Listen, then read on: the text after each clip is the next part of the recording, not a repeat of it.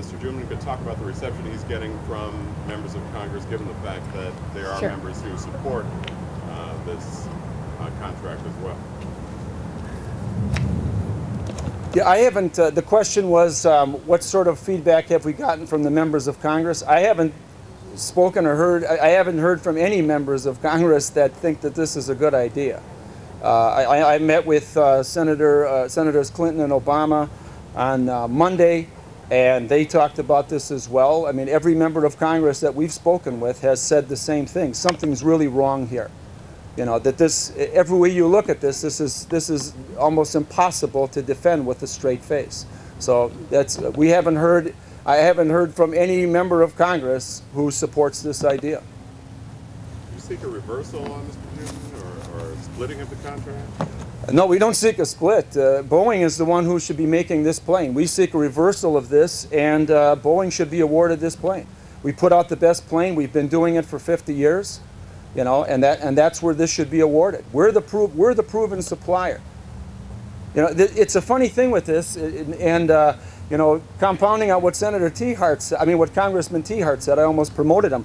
You know, when you talk to people in uniform, they don't even want to wear a beret that's not made here in the United States, much less operate this sophisticated equipment that's not made here. I mean, they believe that that's part of defending the country, is defending the country's interests. Dick, what specifically can you do to reverse this? Well, Congress.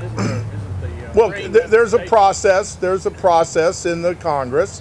It starts in the House of Representatives and it goes to the Senate. It's called the appropriations process, and I think you'll see activity in that area. Other questions from the press? I would want to say one other thing. I forgot to say. We were misled. This isn't just, you know, my anger on this is also because we were told one thing, that they were going to buy a medium-sized tanker, and I got a briefing in December of 2007, and they said, we're still going medium-sized first tranche, medium-sized second tranche, large tankers third tranche. And they completely reversed that. The Secretary of Air Force testified before our committee saying that the last thing in the world they wanted was a whole bunch of large tankers. The most important thing to get was a replacement for the KC-135E, a medium-sized tanker. I mean, this just doesn't add up, and there is an aroma about it. And I think there's somebody over here on this side who knows a lot more about it than we do. Norm, you mentioned the fuel efficiency. Is there any cost estimate on that? What exactly are the figures you're talking about? This is 40 years, over 40 years of operation. Talking about 179 airplanes.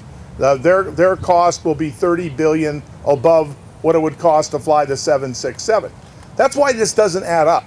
The maintenance costs are higher. See one of the standards that they had to. Yes, of course. It's part of the cost of the whole deal. I mean, when you add up what it costs to do this, you got their side versus our side, and they even admit with a plane that's 53% larger than the 767, that's going to burn more fuel. And that's a lot of money over this long period of time. And we've seen what fuel prices have done in the last few weeks, few months. I mean, this could be a lot bigger part of the equation. This was, and they had to do all kinds of tricky things, changing the way they evaluate these things in order to get this even close. And it just doesn't make any sense. Why do you think the Air Force made the decision the way they did? What's going on here? We'd like to know. We're still trying to find out, okay? It's a great question. Yeah, they did bend over backwards, though. They bent over backwards to see this go to a foreign supplier. They bent over backwards when they ignored the $5 billion illegal subsidy, when they added another $5 billion to the Boeing proposal. That's a $10 billion swing. I mean, you have to bend over backwards to accept that. So somewhere, somebody in the Pentagon has decided that we're going to go outside America for this tanker, and we're not going to stand for it. It just doesn't make sense, and it's not right. All right.